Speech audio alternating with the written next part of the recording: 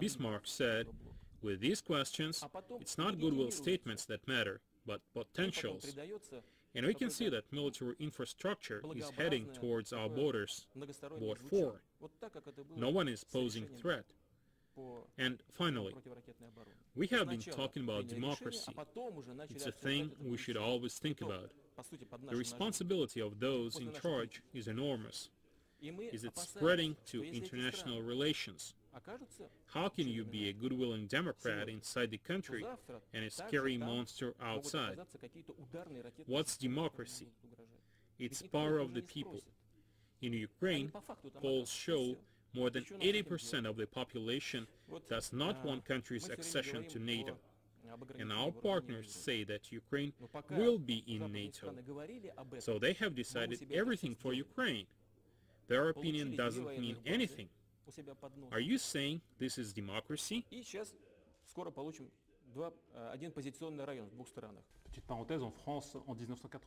In 1981, in France, the death penalty was abolished against public opinion. Sometimes it is necessary to make hard decisions. It is a political responsibility. Yes, it is a responsibility, but it can be implemented calmly through a referendum. Go and ask people whether they want it or not. But it doesn't concern such humanitarian questions like death penalty.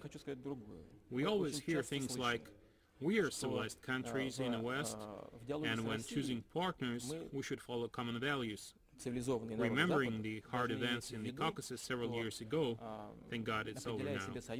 In the situation of apparent civil war, we did suspend the death penalty in our country. It was a hard but responsible decision. Isn't it a case of common values? In some of G8 countries, NATO members, the death penalty remains. Death penalties are still carried out. Are they common values? It doesn't stop them from being in NATO and G8. Why is it so selective concerning Russia? What's permitted to Caesar is not permitted to anyone else? Such dialogue cannot be productive.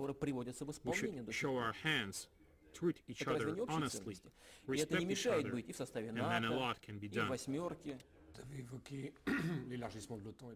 A question concerning Russian-US relations. You have some disagreements, including those concerning NATO's expansion, as well as some others, like Iran's nuclear program, Kosovo, and the war in Iraq.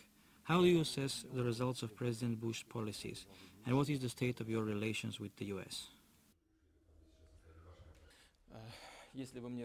If you please, I won't judge George Bush's deeds just because I don't have the right to. The American people should do it. I have my personal opinion on this issue. I think that President of the United States bears huge responsibility, as the country itself carries a large burden in international affairs and in the world economy. It's always easy to criticize from a side, but we always had our own stance on many problems and lots of issues, and there is a real difference in approaches towards possible solutions of this or that problem, but not only our approaches differ. France, to my mind, also had its own stance on the Iraqi issue, similar to ours. Moreover, no matter what they say at first, European countries, Germany and France, had a definite stand on Iraq, and we joined them later, and not vice versa. From the very beginning, we, however, had a certain concept, but still, Germany and France did it first in public, and we joined their position later. And as you remember, there were lots of talks that we'd taken a wrong stand, but life has put everything in its proper places, and proved only too well that such issues could not be solved by force. It's impossible. There is no place for monopolism in international affairs. There is no place for a monostructure in the world. There cannot be the only master. There is no place for any empires nowadays. Such issues could be efficiently resolved only on a multi-side basis, and only with the help of the international law. Club law cannot possibly be efficient, because if applied in practice, the number of conflicts would raise so much that no country will have enough resources to suppress them, leave alone to solve them. Talking about our relations with the United States, there are a lot more positive issues in our affairs then spheres of discord. First of all, our trade turnover is rising constantly, annually. The economy is developing positively. This is first. We have common interests in the world affairs, primarily regarding the main global threat, non-proliferation of weapons of mass destruction. Our views on the matter completely coincide. Then, fight against terrorism. It often goes invisibly, but becomes more and more efficient. Not long ago, me and George met in Sochi, and I had a chance to thank him and share information with him about the joint work of our intelligence services in the fight against terrorism. It's a real, almost tangible work. You said we have discrepancies in our stances on Iraqi issues. There is not much of discrepancies, though. In the Security Council, among the 6 member states, we act jointly and unanimously, vote for all the resolutions. But let me remind that according to Article 41 of the 7th chapter of the United Nations Charter, all the measures we've applied so far don't mean a possibility of using force. Of course, we do hear different points of view voiced out and put forward in Washington, but thank God it hasn't resulted in any forceful actions, and we hope there won't be any. And on the whole, we do have an understanding of how this issue should be resolved, and that it should be done jointly. So yes, we do have some disagreements, but there is an atmosphere of cooperation, and I would even say some elements of mutual trust give us hope that we will continue our positive cooperation in the future. By the way, it made it possible to sign a declaration of cooperation for the long-term perspectives in Sochi during the latest visit of the American president to our country.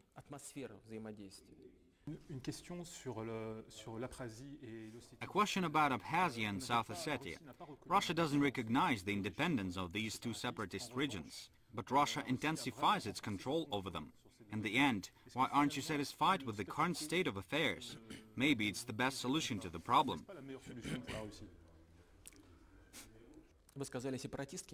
You said separatist. Why don't you say the same thing about Kosovo?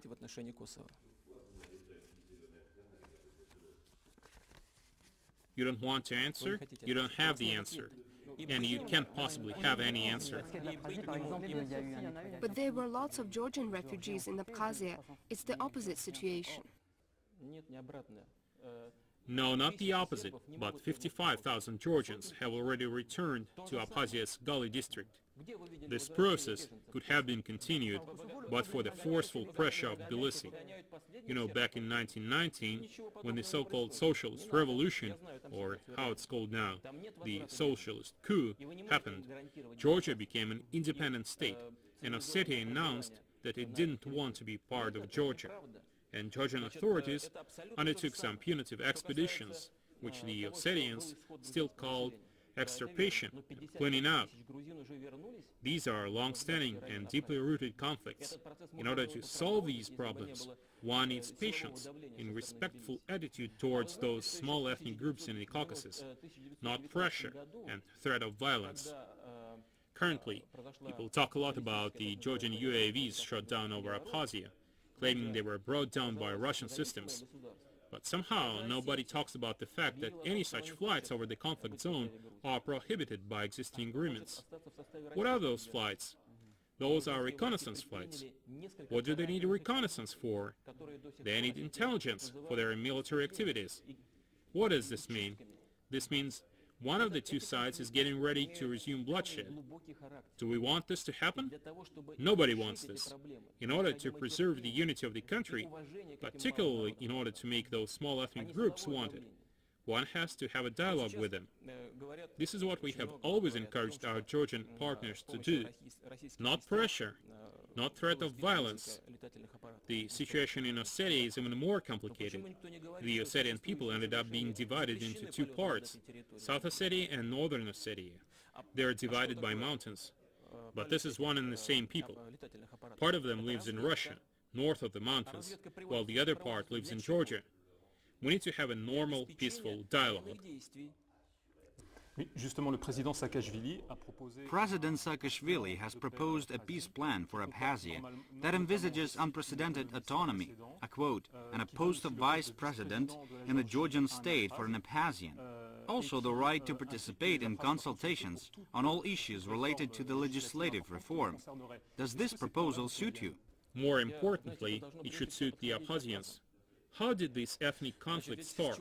After the Soviet Union collapsed, the Georgian authorities decided to revoke the autonomous status of those republics. What prompted them to do that? Why did they do it? Straight away, an ethnic conflict, a war erupted. Now they say they're ready to go back to autonomy. They're willing to restore the autonomy they stripped them of just a few years ago. Perhaps the Abkhazians do not trust them that much now. They think that a few years down the road, they may revisit the issue again. One has to be patient. One has to engage in a dialogue. We, on our part, helped 55,000 Georgian refugees to return to Gala district in Abkhazia. We actually did it. We persuaded the Abkhazians to let them return and to provide decent living conditions for them. Russia asked the Abkhazian leadership to do this. I tell you frankly about it, there is nothing for us to be ashamed of here. I was personally involved in this. I appealed to the Abkhazian leadership, and they did it. We designed a comprehensive plan for our joint efforts, which includes developing energy sector, cross-border cooperation, construction of infrastructure. For example, we decided to rebuild the railroad. Then all these projects were suspended and everything went back to violence. This is because of the upcoming election. Some people need to demonstrate how tough they are and how they are able to get things done quickly. Processes that have been going on for centuries cannot be manipulated based on one's short-term political needs. It will never do any good. Yes, I do hope that the plan Mikhail Saakashvili proposed will be implemented sooner or later, because generally speaking the plan is good, but it is prerequisite that the other side agrees to it. There is a need for dialogue. Finally, a general question. What do you want Russia to be like in the future? And do you have some kind of general plan? We have put forward a specific plan for Russia's development until 2020. We expect that the structure of our economy will change greatly, and that innovations will play a bigger role than now. Given the large amount of mineral resources we have, the innovative sector probably won't be the leading sector in Russia, but at least it should play a bigger role. We expect that the structure of power and the structure of business will be more modern. We expect that it will be an effective and viable political system, which will respond to whatever happens inside Russia and in the world. We expect that on the international arena, we will create conditions for Russia to develop dynamically and effectively.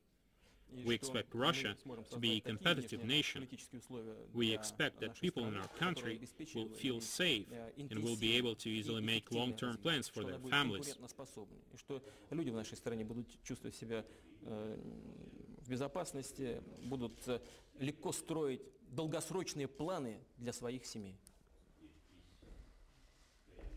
Thank you very much.